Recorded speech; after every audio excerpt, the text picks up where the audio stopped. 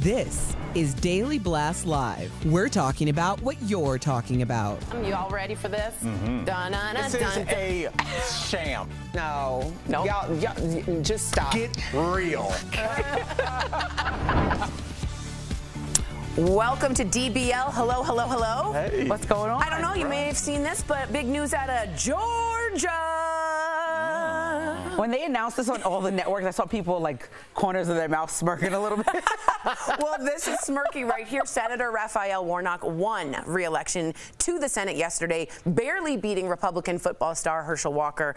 Warnock's win gives Democrats a 51-seat majority in the Senate, which means that even if Manchin or Joe Manchin wants to block, the Democrats can still push forward. Any thoughts? I was very excited.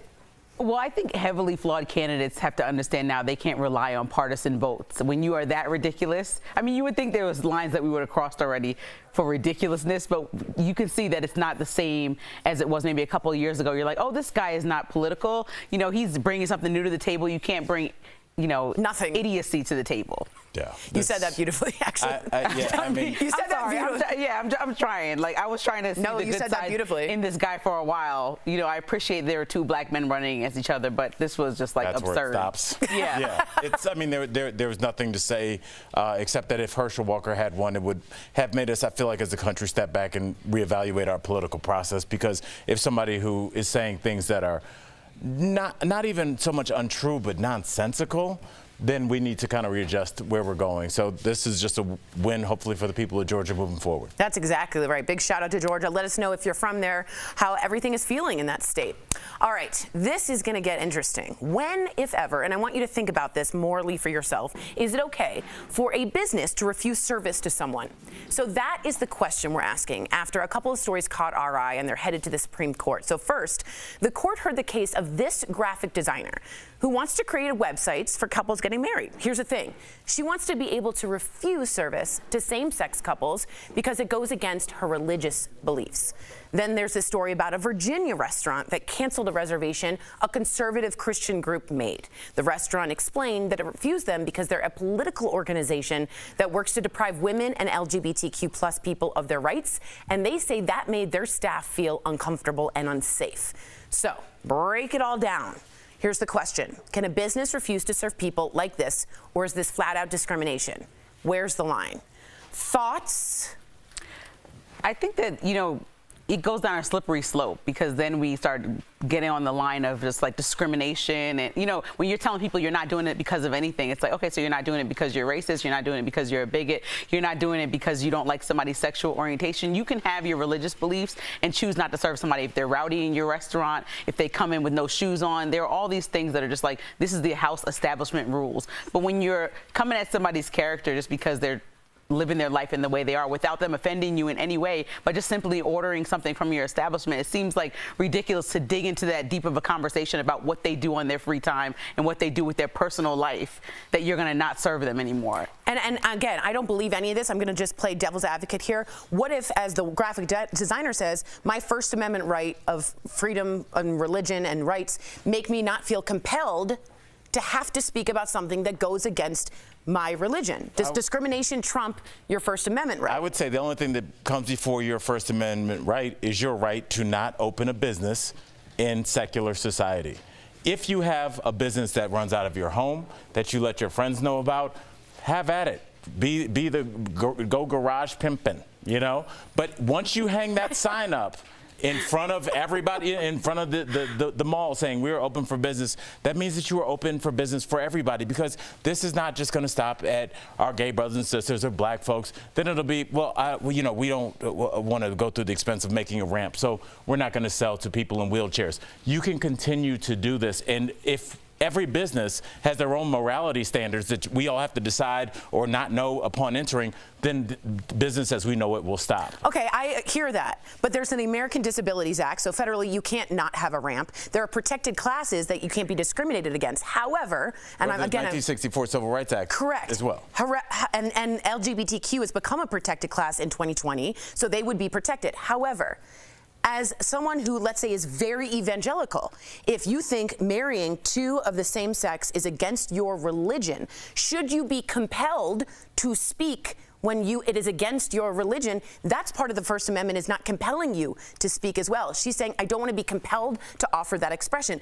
I'm not sure I think she might win here. Well, I think the bigger thing is that, you have an option as a consumer and you have an option as a business owner on what you do. And I think that because of the society we're in right now, where ratings and reviews and comments online weigh so heavily on a business. I'm talking about like 2 stars, I'm not going to go to that restaurant. Right. And it could all be because, like in Houston, James Harden went away, and that's why his restaurant has 1 star.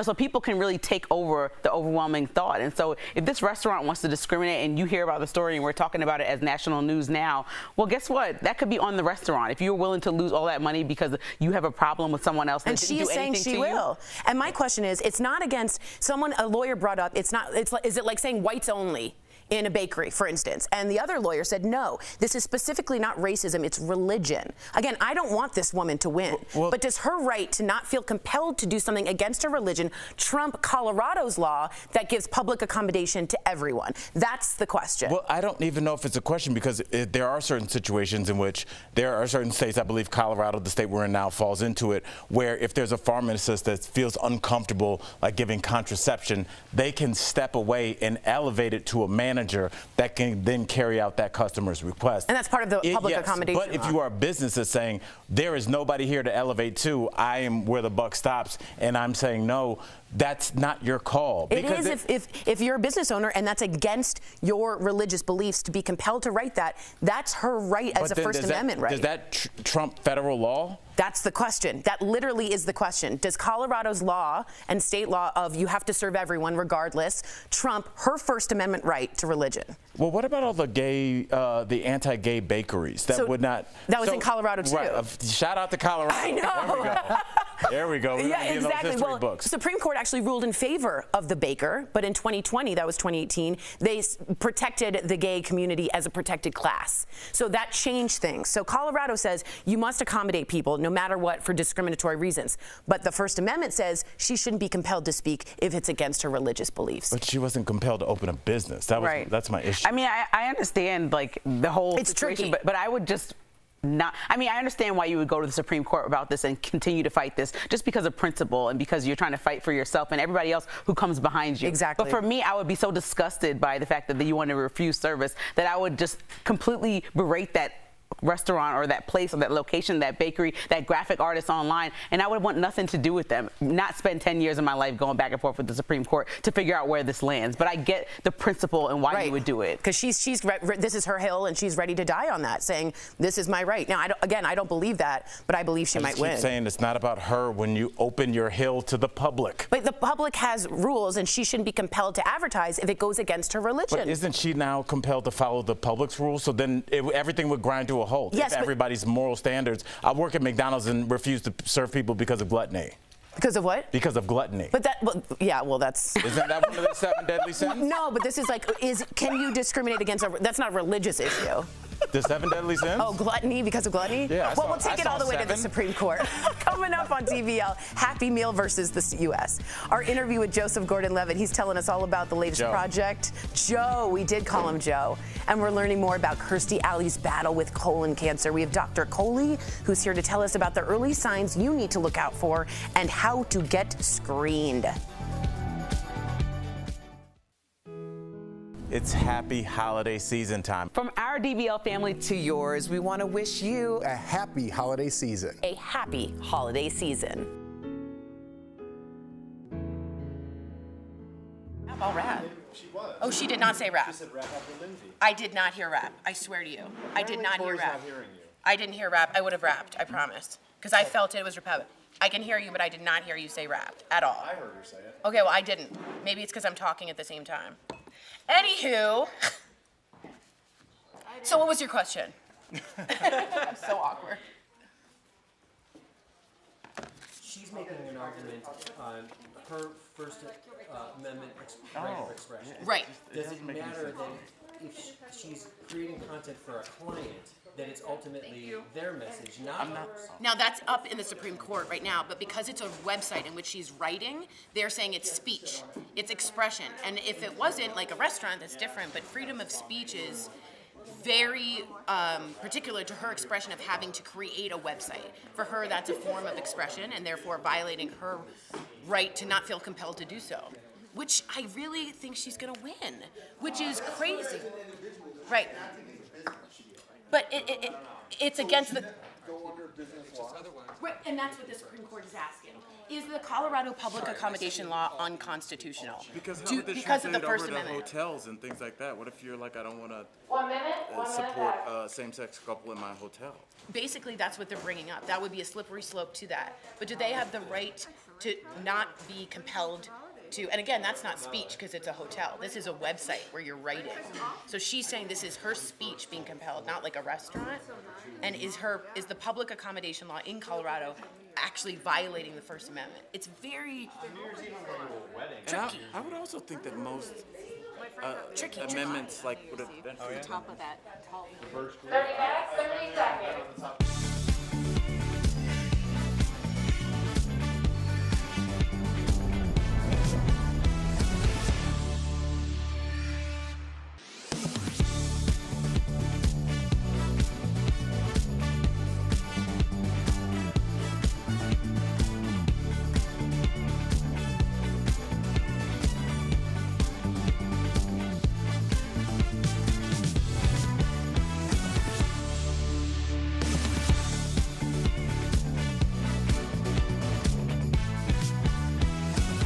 Welcome back. Many of us were very shocked and saddened by the news of Kirstie Alley's death. She was recently diagnosed with colon cancer and was receiving treatment when she died. So what are the signs? What are the symptoms of colon cancer? What should women know about the disease versus men? To help us answer these questions, we've got the one, the only Dr. Coley with us today. So talk to us, Doc, about colon cancer. What should we know about this really deadly disease? I've had 2 friends die at 41 of colon cancer. You know, earlier colon cancer is actually becoming more common, and in last couple of years during the pandemic, colon cancer diagnoses fell by 40%.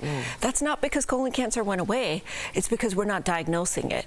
And early diagnosis can literally be the difference between life and death, because when you diagnose it early, you can cure it, as opposed to later diagnosis, which is almost always fatal, as in Kirstie Alley's case. But the symptoms can be really non-specific. So you can think you have hemorrhoids, you can think you have, irritable bowel syndrome, change in bowel habits. Sometimes you're just, the way you're eating and drinking can be different. So screening is critically important. And when you say screening is, yeah, go ahead. Well, that's what I was going to ask. So how often and at what age should women start screening for colon cancer, and how invasive is the screening? Like, what happens there? The American Cancer Society just shifted the guidelines. So it used to be 50, and now we're at 45. So ladies, I want you to put it in your calendar, and Al as well.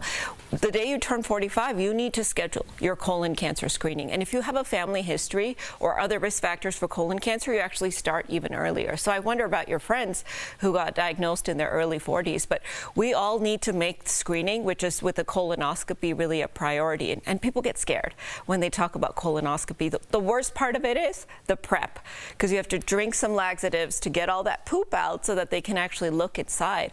But imagine they find a little polyp that's precancerous or cancerous, snip it.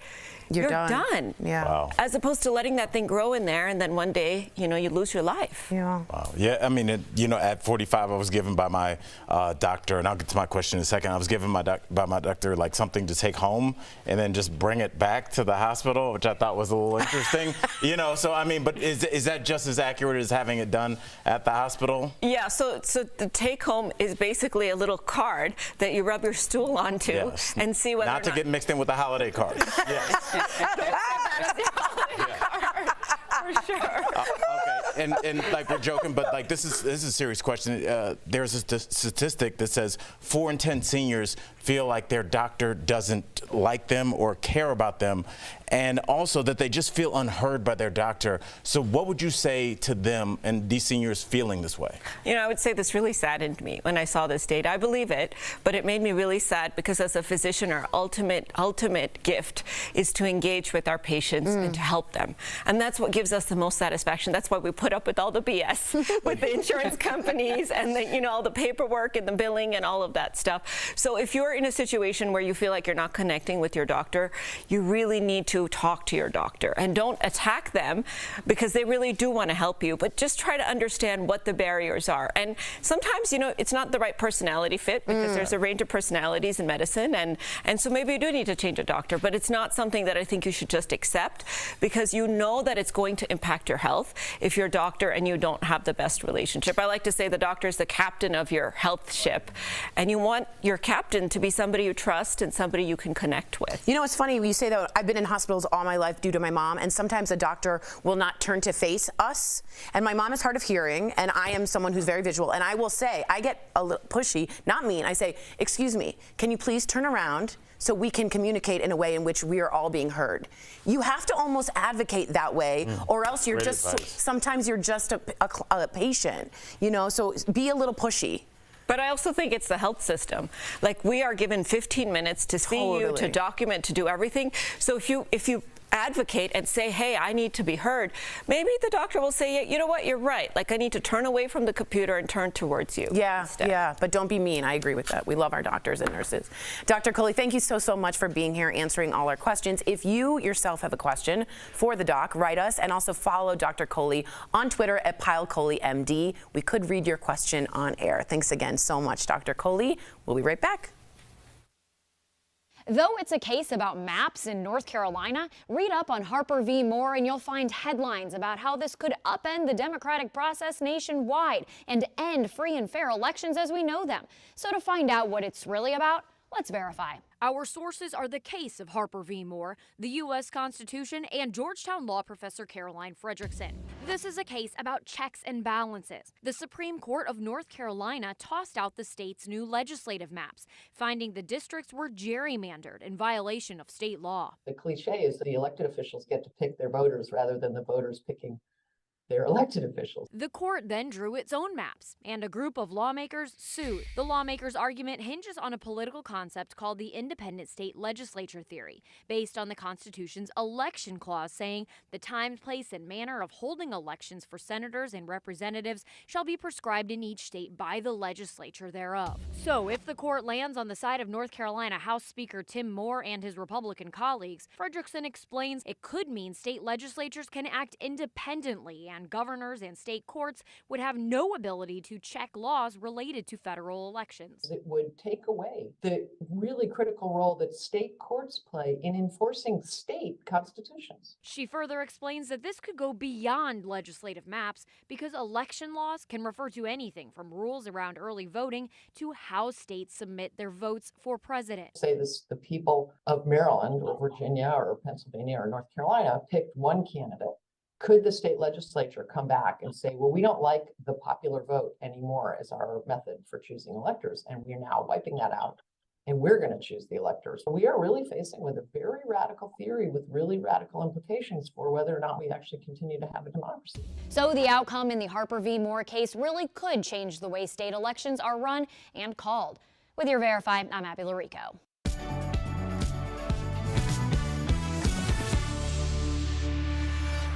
Welcome back to DBL. If we had to lay out a list of accomplishments for our next guest, we'd be here all day. Not only is he the star of your favorite movies, but now he's the executive producer and star of his animated series on Apple TV+, which looks amazing. Check out our very funny conversation with Joseph Gordon-Levitt, but we call him Joe. Welcome, Joseph Gordon-Levitt. Yeah. Good to see you. And we're told that we can call you Joe now. Like we've evolved, right? Oh, yeah. So you're Joe. We were told that you can call me whatever you want. Okay. Joe, Joey, Joseph, Jose, Giuseppe, Yossel. I'm going with anything. I'm going to go with Joey. Okay, I'm going with my favorite, which is JGL. Okay. So we are so excited, though, about this current project of yours. Not only are you the EP, but you play Professor Luxcraft in Wolf Boy and the Everything Factory. And I just wanted to know, did you come come up with this idea, or is this your version of the universe's creations? Were you doing a ton of drugs with it? Like, what was this all about? There you go. So this was decidedly not my idea, actually. This is me identifying a good friend of mine and a brilliant artist and saying, you deserve a TV show. What would you do if you could do anything? His name is Toph Masri, and you know, I run this creative community called Hit Record, and he has always been this exemplary artist in our community. He's a brilliant writer and musician and illustrator and animator, just like this virtuoso artist. And when I said, what would you do if you could do anything? He came up with Wolf Boy and the Everything Factory. Wow. What a story. I like it. So, Joe, I'm going to call you Cutie for the rest of the interview. Just I didn't say you could call me Cutie. I said Joe, Joey, Jose. You know, there's lots of variations on Joe's. I didn't say Cutie. Come on. I'll stick with Jose. No, never. Now we just offended you and everybody else. All right. You've been in countless projects. What makes a role a success for you after you complete it? That's a cool question. One of the things I look for is, can I watch it and not see myself? Because part of the goal as an actor is to sort of transform yourself. And you saw the picture of Professor Luxcraft, the character I play in Wolf Boy and the Everything Factory. I'm this like wizard with a lavender beard. I mean, I never thought that I would get to play this person, you know? So in that way, I think this role is a big success for me. For sure. Yeah, it's like Dumbledore vibes. Yeah. I love it. Okay, so I got to talk about 10 things I hate about you. It's such we got to. It's one of the most, in my opinion, lovable and quotable movies. It's a classic. Is it true, though, when the opportunity came around that you didn't want to do it? Why? It is true. When I was 17 years old, when that movie came around, like, all I wanted to do was act in Sundance movies. Yeah. You know, I've been on a sitcom for years, and I just wanted to do more serious, whatever that means, serious things. And 10 Things I Hate About You came around. And I was like, this isn't what I want to do. And folks were like, yeah, but it's a pretty good version of what it is. And I was like, I don't care. I don't want to do it. And I went kicking and screaming, to be totally honest. And boy, was I wrong. Your movies are the kind of movies that make you feel different, like you feel like your senses are different after you watch them. And I wonder, how does this affect you? Like, which movie of yours do you think manipulates the senses the most for the viewer? Which movie do you think most people get into? Wow, I love the manipulates the senses. Yeah. That's a really cool way to put it. I mean, okay, I am going to, this isn't just a stock answer. I do think Wolf Boy and the Everything Factory has a certain kind of psychedelic appeal that reminds me of what you're talking about with manipulating the senses. I mean, look, it's a movie for children. I think children are in touch with their senses in a way that some of us adults have forgotten. And, you know, I'm a dad, and hanging out with my kids and just going to Storyland and playing with our imaginations, it's one of the greatest joys in my life. It's something that we don't do enough as adults, I think. And that's, I think, why this show is something we always wanted to be, something that kids would like watching, and also their parents and adults would want to watch it with them.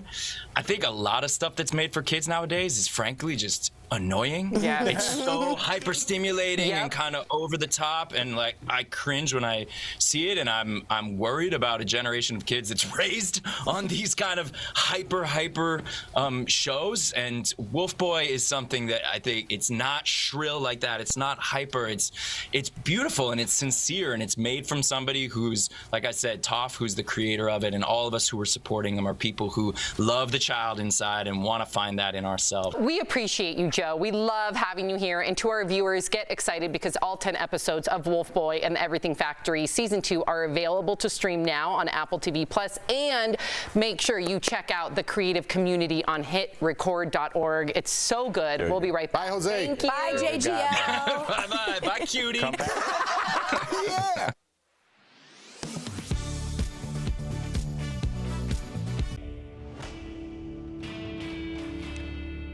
The This time of year, toys are a young child's best friend, and the batteries that go in them can be a parent's worst enemy.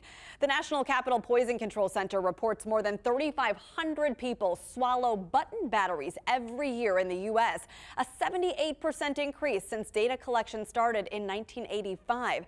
The majority of cases involve children younger than 6, and data shows the incidents tend to spike soon after the holidays. So let's verify this common claim. If your child swallows a battery, you should give him or her honey on the way to the hospital. It could save your little one's life. Is that true? Our sources are the National Capital Poison Control Center, the National Safety Council, and Dr. Ross Keener, Director of Pediatric Emergency Department at Cone Health. So honey is very helpful. It helps coat the battery and helps decrease the charge that's causing that burn. So if we can give honey, and you know it's a button battery, honey is the best thing to give. He said 99% of battery ingestion cases he sees are from button batteries, those small circular batteries commonly found in toys, hearing aids, and remote controls. They're harder to pass than cylinder batteries and tend to get lodged in the esophagus, burning through the tissue. The longer it stays there, the more dangerous it is. The National Safety Council and Poison Control confirm honey delays the battery injury, but is not a substitute for removing it. So get to an ER right away and bring the honey with you. You give about a teaspoon every 15 minutes and until you can get to the emergency room, and hopefully we can find somebody to take it out. But parents and caretakers all have heard doctors' warnings not to give raw honey to babies younger than 1. There's even a warning label on this brand because it can cause botulism, a rare illness caused by a toxin that attacks the body's nerves. So if my 9-month-old, for example, were to swallow a button battery, what should I do? The risk of botulism is pretty rare, while the danger of the ingestion is pretty high. And so I would probably still recommend giving honey. Conclusion, we verify the claim is true. Honey can be life-saving in delaying bodily damage from button battery ingestion. Start administering honey on the way to the ER and call the National Button Battery Hotline or Poison Control if you have questions on dosage. But our sources emphasize not to focus too much on the dosage and timing. Just get to the ER ASAP. Your child likely will need an X-ray and emergency surgery. With your Verify, I'm Megan Malaris. Are you skeptical of headlines and what you see on social media? We are too. The Verify newsletter helps you distinguish between true and false information by answering your questions. It provides fast facts on trending topics, spotlights major stories, and even includes a daily fun fact for all those trivia buffs out there. Get Verify's fast facts delivered every weekday to your email inbox. Go to verifythis.com/email to check it out.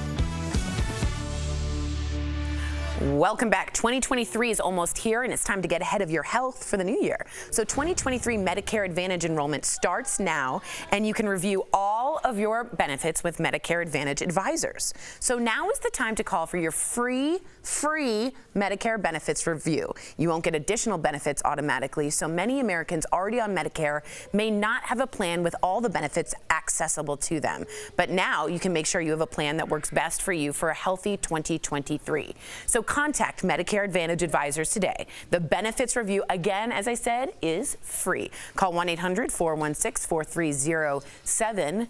Yes, great advice from Dr. Coley today. I know, and Really it can save lives. that. Yes. Absolutely. We hope you have a good day. We'll see you tomorrow.